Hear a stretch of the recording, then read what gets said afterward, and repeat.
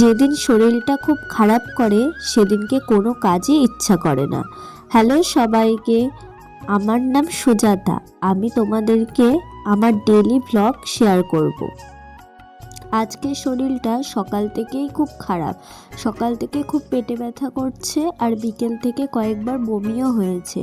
তারপর 8টা সাড়ে 8টার সময় সন্ধেবেলা উঠে ভাবলাম আর শুয়ে থাকলে হবে না, শরীর যত শুয়ে থাকবো তত খারাপ করবে। তাই উঠেই প্রথমে বিছানা চাদরটা পাল্টে নিলাম। তারপরে কিছু ঘরের কাজ ছিল, যেমন আলনাটা, কিছু জামা কাপড় কেচে দিয়েছিলাম তার আগের দিন, সেগুলো শরীর খারাপের জন্য আর ভাঁজ করা হয়নি, তো সেটাও করে নিলাম।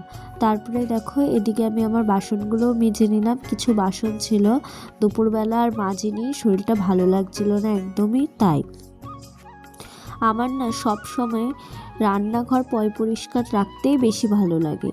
দেখো এদিকে গ্যাসটা যেহেতু দুপুরে মুছতে পারিনি, তাই রাতের বেলায় চেয়েছি যে গ্যাস, তারপরে যেখানে বাসন টাসন মাজি সে জায়গাগুলো পরিষ্কার করে রাখতে। আসল কথা, এটা যদি প্রত্যেক দিন করে রাখি তাহলে ঘরে কিন্তু একেবারেই আরশোলা একদমই হয় না।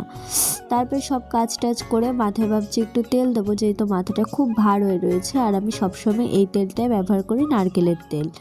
তারপরে দেখো নারকেলের তেলটা যেহেতু শীতকাল জমে যায়, এর জন্য নারকেলের তেলটা প্রথম গলিয়ে নিলাম। তারপরে মুখ ধুলাম, ব্রাশ করলাম, তারপর শুতে চলে এলাম। আজকের ভিডিওটা এটুকুই, বাই।